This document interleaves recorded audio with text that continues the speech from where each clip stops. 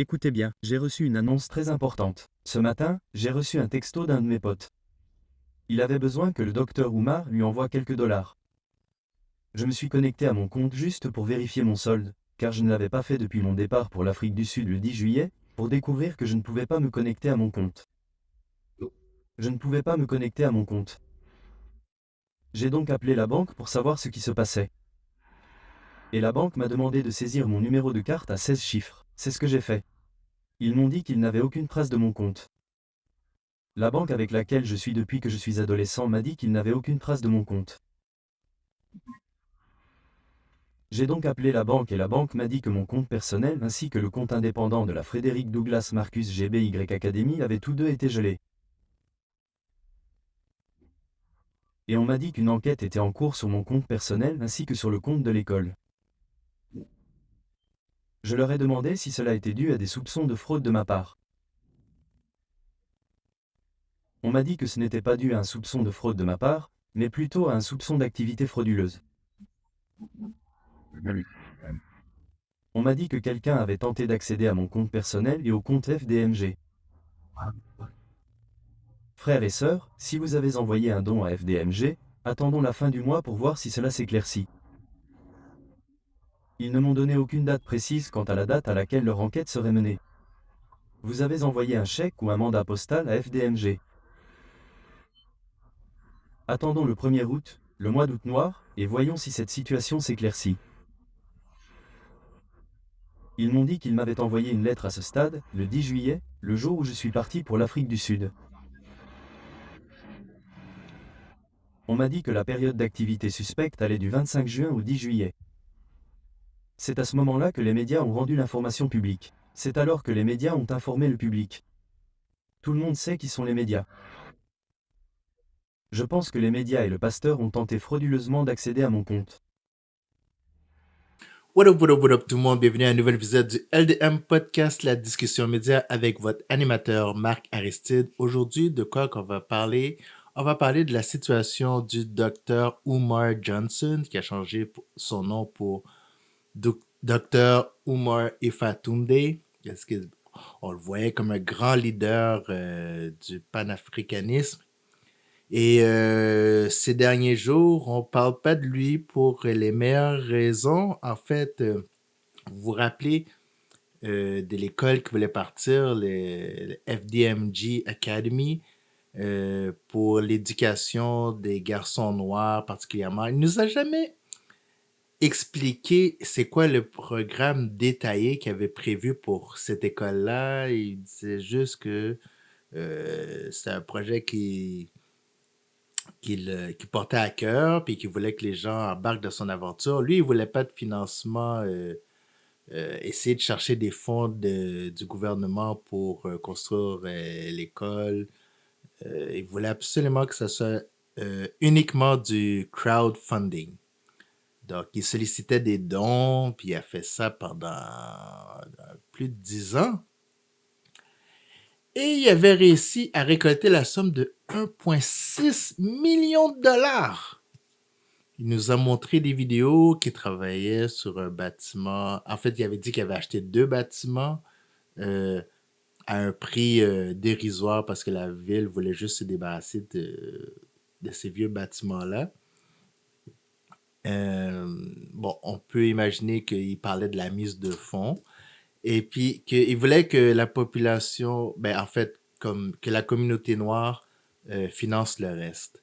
Il nous a jamais dit s'il allait avoir, tu sais, comme par exemple, nous ici, on a cours français, maths, anglais, arts plastiques, éducation physique, tout ça. Il nous a jamais détaillé le programme complet de son école. Est-ce qu'il va avoir des activités après l'école, basketball, baseball, soccer? Euh, on l'a jamais su. Est-ce qu'il prévoyait faire des sorties avec les élèves de temps en temps durant l'année scolaire? Il nous a jamais dit ça. La seule chose qui était important pour lui, c'était de récolter le plus de fonds. Ce qui était quand même assez fou. Dr. Umar Johnson, c'est quelqu'un qui est très vocal, très public. Il adore l'attention. Il est beaucoup sur les podcasts. Il était au Breakfast Club. Il a été sur pas mal toutes les grosses plateformes, The Art of Dialogue. Euh, pff, Tu sais, c'est quelqu'un qui a pas manqué de se faire voir. Et les gens croyaient à son projet, mais quand les gens ont vu que ça avançait pas aussi vite et qu'après 10 ans, il y avait toujours pas de classes complètes, de professeurs engagés, de spécialistes engagés, euh, qui voulaient tout faire tout seul, ça, les gens ont commencé à voir que c'était plutôt un scam, que ça allait nulle part son affaire. Et c'est un gars qui a pris son temps, mais qui a quand même, à la fin de l'aventure, complètement trompé son public, volé son public. Euh, je pense qu'il nous a pris par surprise là-dessus. Ben, pris par surprise. Bon, il y avait quand même des histoires comme quoi il y a il y a une très mauvaise relation avec ses filles, euh, qui ne payent pas la pension alimentaire comme il se le doit. Donc, tu sais, il y avait quand même des histoires personnelles qui ont éclaté au grand jour. Mais les gens voulaient quand même lui donner une chance. Et quand il s'est planté de la sorte, le héros noir activiste qu'on avait de lui, tu sais, avec ses phrases célèbres, Black Queens forever, Nobody's never. C'est un gars qui est très. Il dit que pour les relations, un homme noir doit se marier avec une femme noire. Il est très, très pro-black, là. Tu sais, lui, dans son approche, des fois, on peut le trouver radical dans ses propos.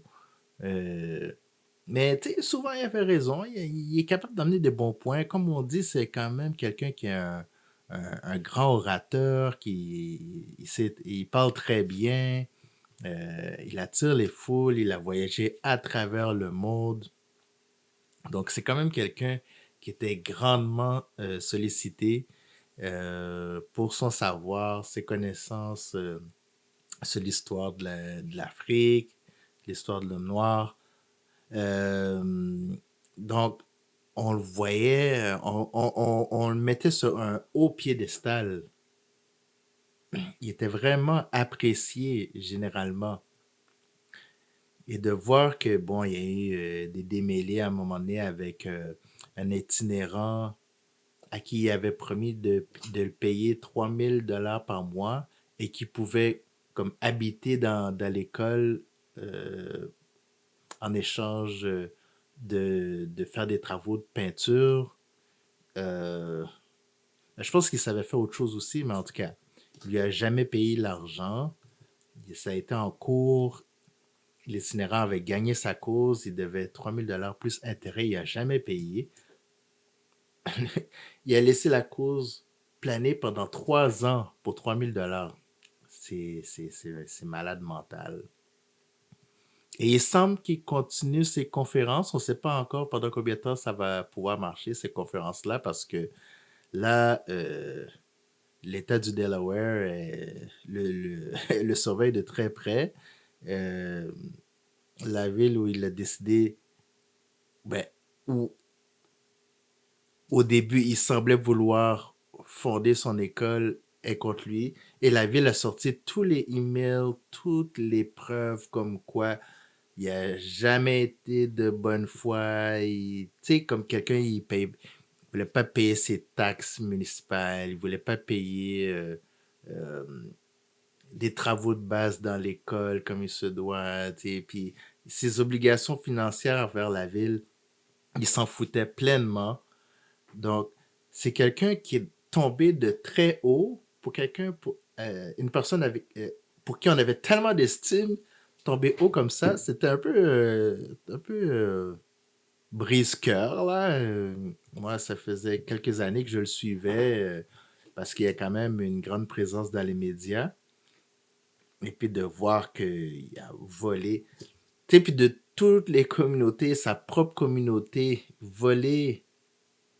des gens noirs comme lui, comme ça, euh, d'après moi, je suis pas mal sûr qu'il est en cavale. Parce que les problèmes qu'il a avec la ville vont se transformer en une affaire d'État. Et je pense pas qu'il veut que ça se rende jusqu'au niveau fédéral. Euh, mais on dirait que c'est la prison qui l'attend. S'il paye pas l'argent qu'il doit à la ville, je vois pas où tu peux te cacher. À un moment donné, tu sais, il aime beaucoup passer du temps en Afrique.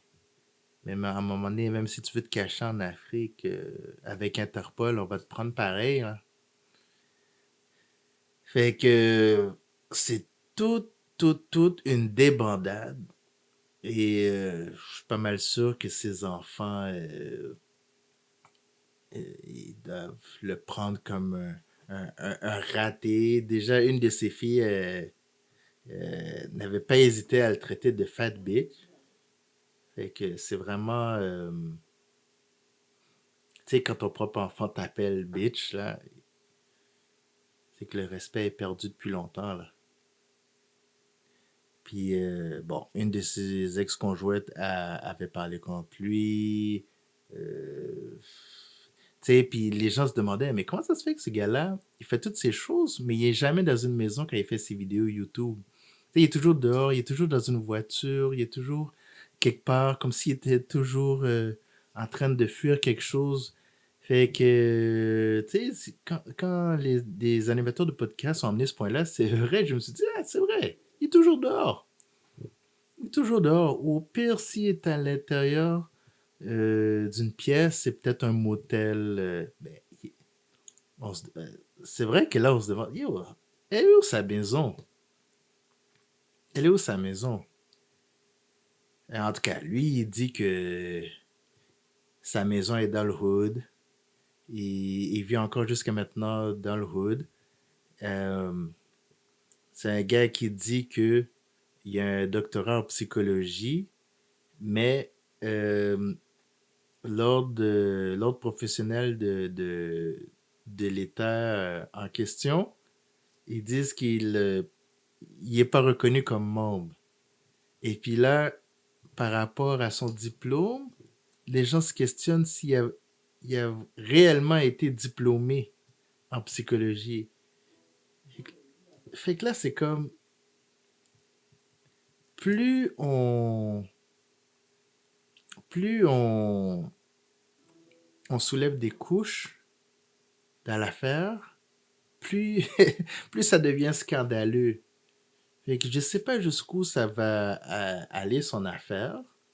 Mais là, si c'est pas un vrai psychologue, on disait ça aussi de Dr. Phil dans le temps, quand on le voyait à Oprah, puis quand il a eu sa propre émission, on disait, ah, c'est un psychologue de télévision, mais pas un vrai psychologue. On dit ça de Dr. Brian aussi, là, la célèbre psychologue qui est reconnue par aucune association, aucun autre professionnel. Puis là où est-ce qu'elle a fait ses études, bon, ils disent que c'est une université qui est fermée depuis quelques années maintenant, fait que c'est comme si ça compte plus vraiment. Euh, je sais pas qu'est-ce qui se passe. C'est surtout que ça fait mal quand c'est quelqu'un, c'est comme quelqu'un de la communauté, une personne noire, quand c'est quelqu'un de noir comme toi, c'est comme tu aurais préféré le regarder comme un exemple, comme un modèle à suivre, comme une inspiration, et puis des choses comme ça arrivent. Et puis, jusqu'à aujourd'hui, il ne peut pas vraiment se défendre par rapport à tout ce qui lui tombe dessus. Il a effacé son Instagram pratiquement au complet. En tout cas, de ce que j'ai vu, il a effacé la majorité de ses posts et puis il a remis des posts comme qui sont pas très importants, mais qui affichent quand même. Fait que ça va pas trop bien. C'est la débandade. Déjà, bon, j'ai pas besoin de vous répéter toute l'histoire avec P. Diddy, qui, bien avant tous ces désastres de scandales, c'était quelqu'un à qui qu'on pouvait regarder, qu'on espérait avoir comme conseiller en affaires, comme mentor. Mais là, plus aujourd'hui, là. Et vous savez qu'il va faire une sentence bidon, là. Préparez-vous à un maximum de 3 ans. Mais en tout cas, pour revenir à Dr. Umar, je ne sais pas, vous, qu'est-ce que vous en pensez? Est-ce que vous aviez l'habitude de suivre Dr. Umar? Est-ce que vous êtes familier avec cette personne dans les médias? Euh, que pensez-vous? Est-ce qu'il avait réellement l'intention de vraiment bâtir quelque chose avec cette école-là ou il voulait tout simplement euh, garder l'argent pour lui-même, se payer du luxe, se monter une grande vie et puis juste voler le peuple? Dites-moi dans les commentaires qu'est-ce que vous pensez. C'est quoi votre réaction par rapport à sa situation des derniers jours? Parce que là, il quête de l'argent, parce que là, il dit que la ville à Ajlis, c'est non seulement le compte, son compte personnel, mais son compte qui était supposé servir de compte d'entreprise pour l'école. Toute une débandade. Ben, je veux savoir qu'est-ce que vous en pensez. Vous pouvez toujours m'écrire à la discussion média à gmail.com. Je vais prendre le temps de lire vos messages ou vous pouvez commenter dans la section commentaires en bas de la vidéo. Et sur ce, je vous dis à la prochaine. Ciao!